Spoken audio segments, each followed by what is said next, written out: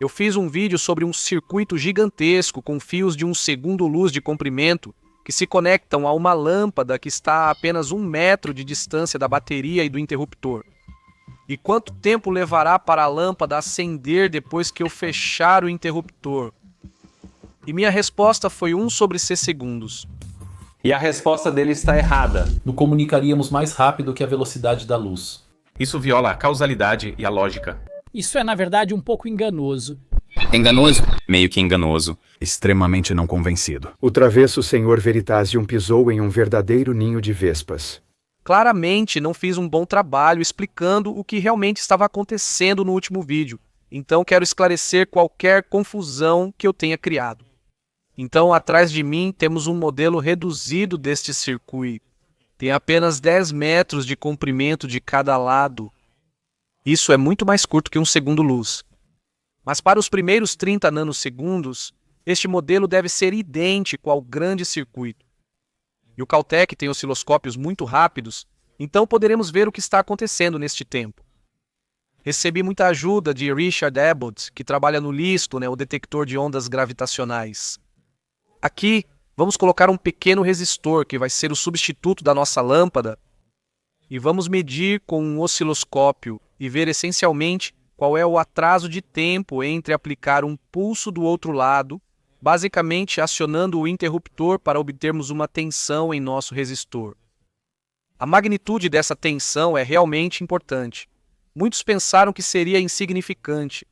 A energia fornecida por isso é ínfima. Um efeito minúsculo, certo? A energia que você está levando para a lâmpada está incompleta. Ele quis dizer que a luz se acende imediatamente em qualquer nível de corrente. Não foi isso que eu quis dizer. Bem, na verdade, com essa suposição, a resposta do Derek está errada. A luz nunca se apaga, não importa o estado do interruptor. Alguns elétrons vão saltar sobre o vão e resultar em uma corrente de fuga contínua extremamente pequena. Quero ser claro sobre o que estou dizendo, certo? É minha afirmação que veremos tensão e corrente através da carga, que é muitas ordens de magnitude maior do que a corrente de fuga. Uma quantidade de energia que produziria luz visível se colocada através de um dispositivo apropriado. Veremos essa energia lá no tempo que a luz leva para atravessar 1 metro. Mas para entender por que isso acontece, primeiro temos que esclarecer alguns equívocos que eu vi nas respostas. O primeiro equívoco é pensar que os elétrons transportam a energia da bateria para a lâmpada. Considere um circuito simples com uma bateria e uma lâmpada em estado estável. Ao ampliar o filamento da lâmpada, é possível observar uma rede de núcleos atômicos positivamente carregados, cercados por um mar de elétrons negativos livres para se moverem ao redor da estrutura. A velocidade real desses elétrons é muito rápida, cerca de 1 milhão de metros por segundo, mas todos em direções aleatórias. A velocidade média de deriva de um elétron é menor que 0,1 milímetro por segundo. Frequentemente, um elétron colide com um íon metálico e transfere parte ou toda a sua energia cinética para a rede. O elétron desacelera, a rede metálica se agita mais e se aquece. E, finalmente, isso é o que faz o filamento brilhar e emitir luz. Então, muitas pessoas olharão para isso e concluirão que o elétron carregou a energia da bateria para a lâmpada, onde dissipou sua energia cinética como calor. Mas considere de onde o elétron obteve sua energia cinética antes da colisão. Ele não carregou essa energia da bateria. Na verdade, se o circuito foi ligado por pouco tempo, esse elétron não esteve perto da bateria. Como ele foi acelerado antes da colisão? A resposta é: ele foi acelerado por um campo elétrico no fio. O elétron colide repetidamente com a rede e perde energia, e após cada colisão é novamente acelerado pelo campo elétrico. Então, embora seja o elétron que transfere energia para a rede, a energia veio do campo elétrico. Então, de onde vem esse campo elétrico? Muitas animações fazem parecer que os elétrons se empurram através do circuito por meio de sua repulsão mútua. Você pode pensar que o campo elétrico vem do elétron atrás dele. Uma analogia é a água fluindo por uma mangueira ou bolinhas de gude em um tubo. Este é o equívoco 2. Pensar que elétrons móveis se empurram pelo circuito. Não é assim que os elétrons fluem nos circuitos. A verdade é que, se você fizer uma média em alguns átomos, descobrirá que a densidade de carga em todos os lugares dentro de um condutor é zero. A carga negativa dos elétrons e a positiva dos núcleos atômicos se anulam perfeitamente. Portanto, para cada força repulsiva entre elétrons, há uma força igual e oposta do íon positivo ao lado. Essas forças se cancelam, então os elétrons móveis não conseguem se empurrar através do fio. Então, de onde vem o campo elétrico? O terceiro equívoco é que ele vem inteiramente da bateria. Isso faz sentido intuitivo, pois a bateria é o elemento ativo no circuito. Ela tem um lado positivo e um negativo, portanto, possui um campo elétrico. Mas este não é o campo elétrico que todos os elétrons dentro do fio experimentam. Considere que o campo elétrico da bateria é muito maior perto da bateria. Portanto, se o campo da bateria estivesse realmente empurrando os elétrons, ao aproximar a lâmpada dela, a lâmpada brilharia muito mais intensamente. E isso não acontece. A verdade é que o campo elétrico no fio vem tanto da bateria quanto das cargas na superfície dos fios do circuito. Conforme você percorre o fio da extremidade negativa da bateria até a extremidade positiva, há um gradiente de carga acumulado em sua superfície, começando com um excesso de elétrons até aproximadamente nenhuma carga no meio. Como veremos, o gradiente de carga mais acentuado é, na verdade, através da carga até uma deficiência de elétrons. Os núcleos positivos expostos dos átomos na superfície da extremidade positiva do fio. Todas essas cargas e as cargas na bateria criam o campo elétrico em todos os lugares dentro dos fios. Eles também geram um campo elétrico no espaço próximo aos fios. As cargas superficiais foram estabelecidas quase instantaneamente quando a bateria foi inserida no circuito. Você pode pensar que teria que mover elétrons a uma distância significativa para criar essa distribuição de carga, mas não é o caso. Mesmo uma leve expansão ou contração da distribuição de elétrons, com eles se movendo em média o raio de um próton, pode estabelecer as cargas superficiais que você vê. Assim, o tempo para o movimento das cargas é insignificante e a velocidade do processo de configuração é limitada somente pela velocidade da luz. Uma vez que essa distribuição de carga superficial foi estabelecida, a bateria faz um trabalho contínuo para mantê-la, movendo elétrons através da bateria contra a força de Coulomb. Na carga, o campo elétrico criado por todas as cargas superficiais acelera os elétrons que dissipam sua energia em colisões com a rede. Portanto, a bateria está colocando energia no campo que os elétrons retiram e transferem para a carga. Ben Watson, um engenheiro elétrico, fez um vídeo com uma boa analogia sobre o assunto. A bateria é como um pastor.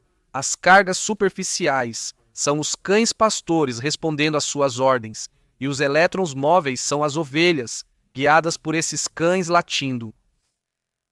A descrição da carga superficial dos circuitos elétricos é omitida na maioria dos livros didáticos, mas é muito bem abordada em Matter and Interactions, de Chabais e Sherwood. Eles também têm uma simulação VPython, onde é possível visualizar a carga superficial positiva em vermelho e a negativa em azul.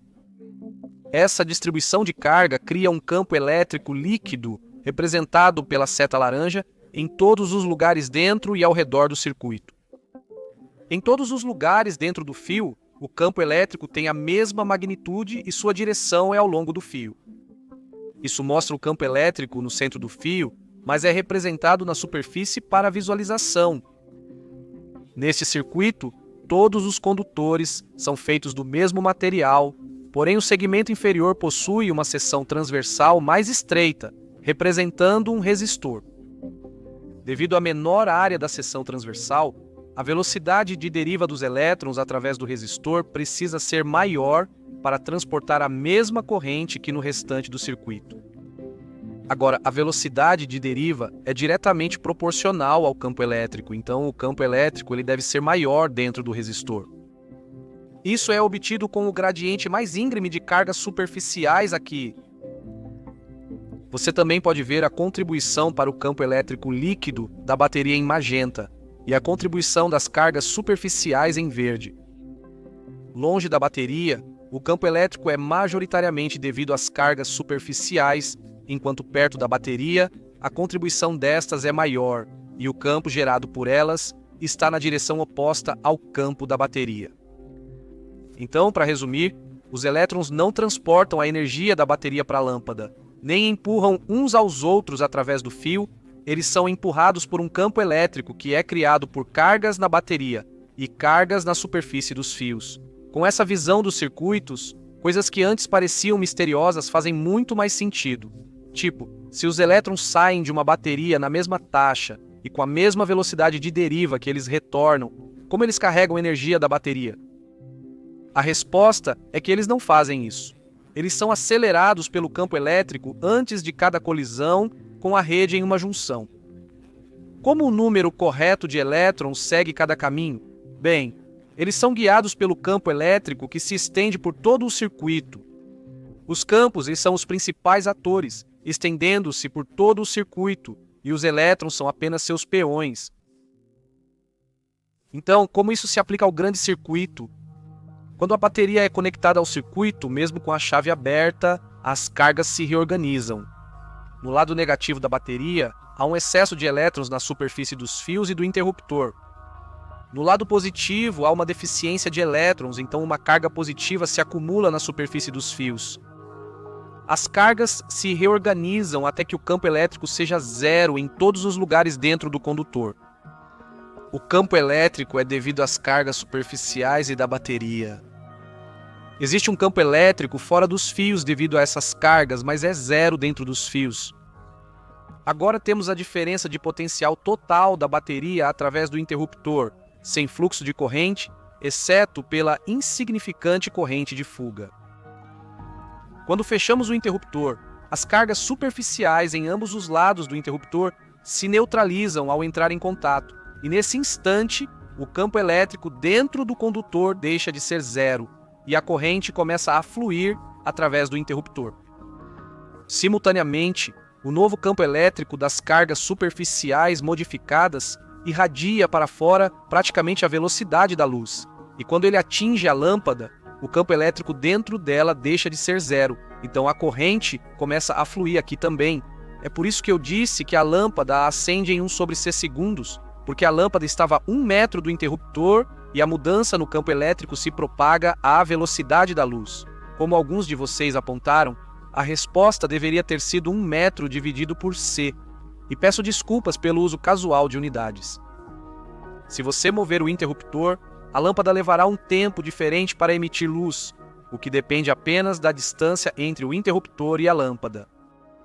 Em resposta ao meu vídeo original, Ben Watson simulou um modelo do circuito usando um software da ANSYS chamado HFSS. Ele fornece uma solução completa para as equações de Maxwell em 3 dimensões.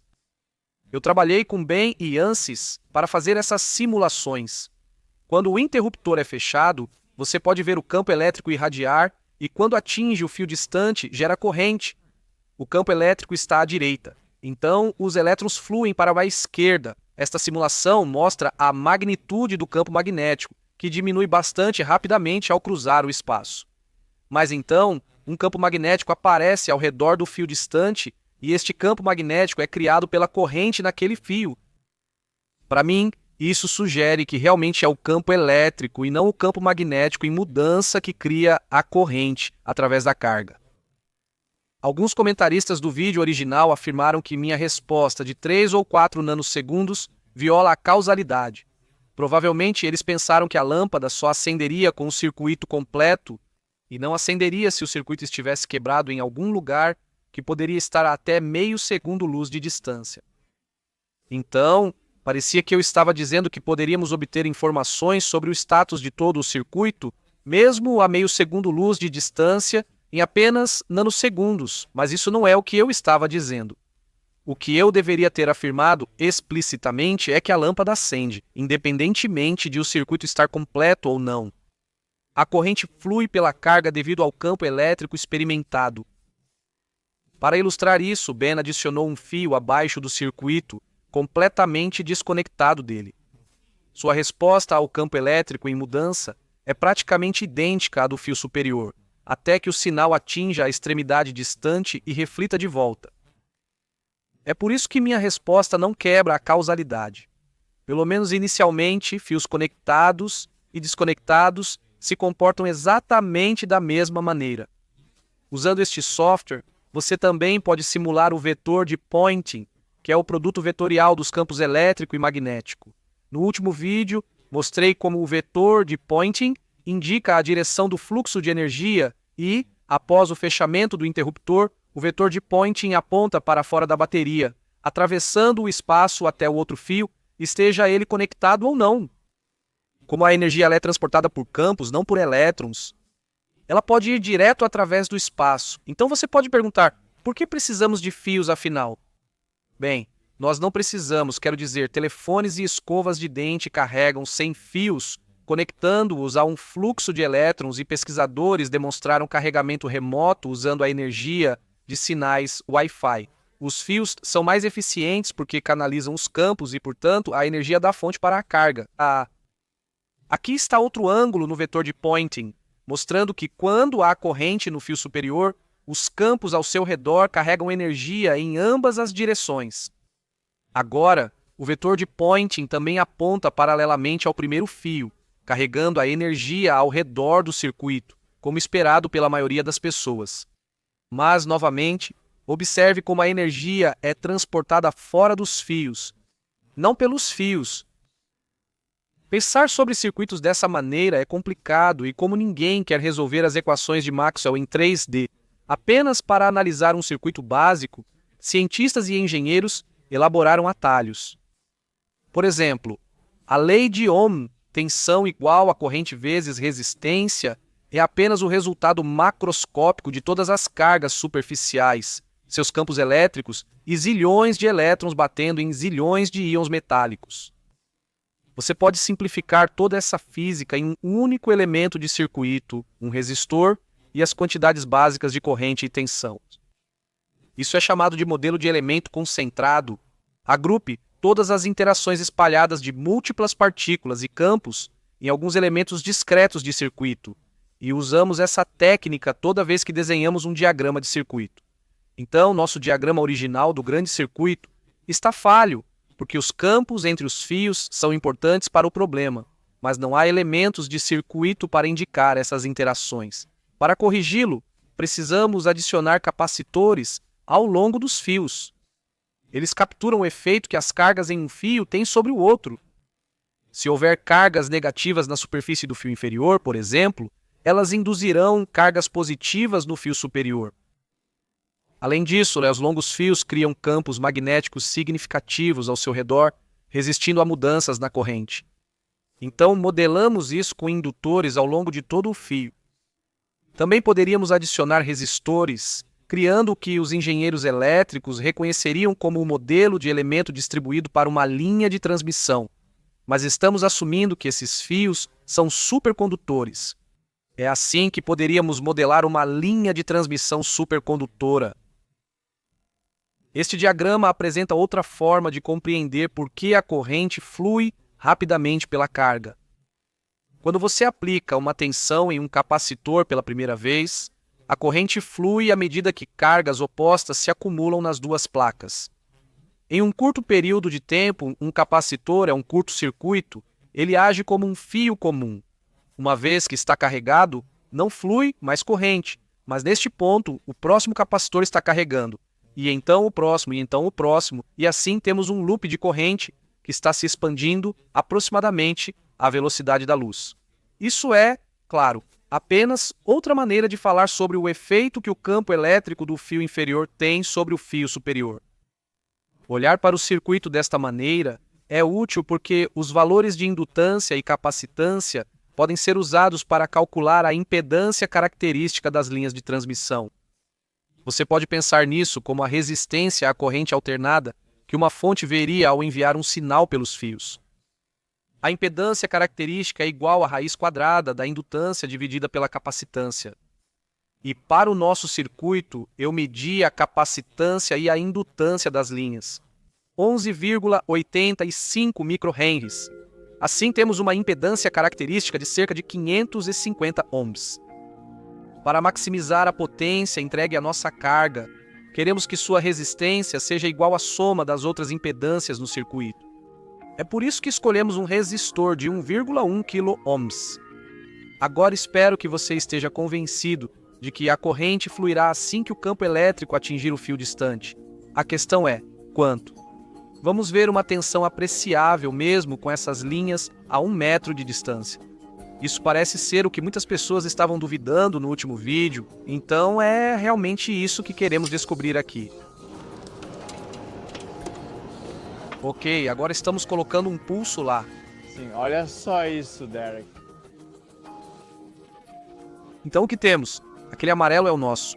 Temos uma fração da tensão aplicada em excesso, e Então a tensão inicial que estamos obtendo parece ser cerca de 5 volts por divisão, né? Aproximadamente 5 volts. Entre 4 e 5 volts. A curva verde subindo para cerca de 18 volts é a tensão de origem, e a linha amarela é a tensão através do resistor. Então, após apenas alguns nanosegundos, essa tensão sobe para cerca de 4 volts. Como o resistor era de 1 kΩ, isso significa que 4 mA de corrente fluem no resistor antes do sinal percorrer todo o circuito. Estávamos transferindo cerca de 14 mW de potência. É assim que 14 mW de luz realmente parecem. Não é uma lâmpada totalmente acesa, mas é luz visível e muito mais do que se obteria apenas com a corrente de fuga. Alguns de vocês podem argumentar que é injusto usar um pequeno LED quando mostrei uma lâmpada e uma bateria de carro no vídeo original. Mas esses itens foram usados apenas para ilustração. A pista de que isso é realmente um experimento mental é os 2 segundos-luz de fio supercondutor que se estendem pelo espaço. Isso não é uma questão de engenharia sobre a melhor maneira de instalar uma lâmpada no seu quarto. A pergunta foi intencionalmente vaga, e se você quiser escolher componentes de circuito de tal forma que a lâmpada nunca acenda, você está livre para fazer isso. E eu apoio sua conclusão. Para mim, a maneira mais interessante de abordar esse problema é perguntar: como você poderia fazer a luz acender mais rápido? Eu estava preocupado que esses longos fios captariam todas as ondas de rádio que passam e nem seríamos capazes de ver o sinal por causa desse ruído. Mas você pode ver claramente no gráfico que o sinal está muito acima do nível de ruído. Alpha Fênix montou 1 km de fio e obteve um resultado muito semelhante. Então, a lâmpada acende um pouco e depois de um atraso na velocidade da luz, a lâmpada acende completamente. O youtuber ZY simulou o circuito da linha de transmissão e descobriu que, mesmo com suposições realistas, transferiu 12 mW para a carga de imediato. Derek está, na verdade, mais correto do que damos crédito a ele. Acredito que ele está correto em todos os aspectos, e a questão não é enganosa nem requer tecnicidades. Então, todos concordam que um sinal constante, pequeno, mas muito maior que a corrente de fuga, flui pela carga no primeiro segundo após fechar o interruptor. Isso é suficiente para emitir luz? Sim, se você usar um LED. Porém, o propósito do experimento teórico era expor algo geralmente encoberto pelo modo como circuitos elétricos são pensados e ensinados. Usamos tensão, corrente e elementos agrupados por serem mais convenientes que as equações de Maxwell. Mas não devemos esquecer que os principais atores são, na verdade, os campos. Eles transportam a energia. Não é preciso acreditar em mim. Este é Rick Hartley, um experiente designer de placas de circuito impresso. Eu costumava pensar em termos de tensão e corrente, e costumava pensar que a energia no circuito estava na tensão e corrente, mas não está. A energia no circuito está nos campos. A coisa mais importante que você precisa saber é que quando você traça uma rota, é melhor definir o outro lado dessa linha de transmissão. Porque se você não fizer isso, esses campos vão se espalhar e vão te deixar um indivíduo infeliz. Acho que uma das coisas que mais me animou no vídeo sobre circuitos foi a resposta de tantas pessoas, especialmente pessoas com credenciais muito melhores em engenharia elétrica do que eu. Adorei assistir esses vídeos. Então, sinto que meu vídeo sobre circuitos é meio que um erro da minha parte em certos aspectos, pois não me aprofundei o suficiente nesta parte do problema. Honestamente, eu não achava que esse era o foco do vídeo, mas claramente todos que o assistiram acharam que era. Então isso é culpa minha. Mas ao cometer esse erro e não me aprofundar na minha explicação, convidei aparentemente um monte de outras pessoas para fazerem explicações que eu achei ótimas. E algumas pessoas, como Alpha Phoenix, até aceitaram o desafio e montaram sua própria versão do experimento. Então, francamente, estou realmente animado com o que aconteceu, mesmo que eu reconheça que isso foi minha culpa em primeiro lugar, como eu deveria ter feito uma explicação melhor. Mas por não fazer isso, sabe, existem muitas ótimas explicações por aí e é isso que eu amo.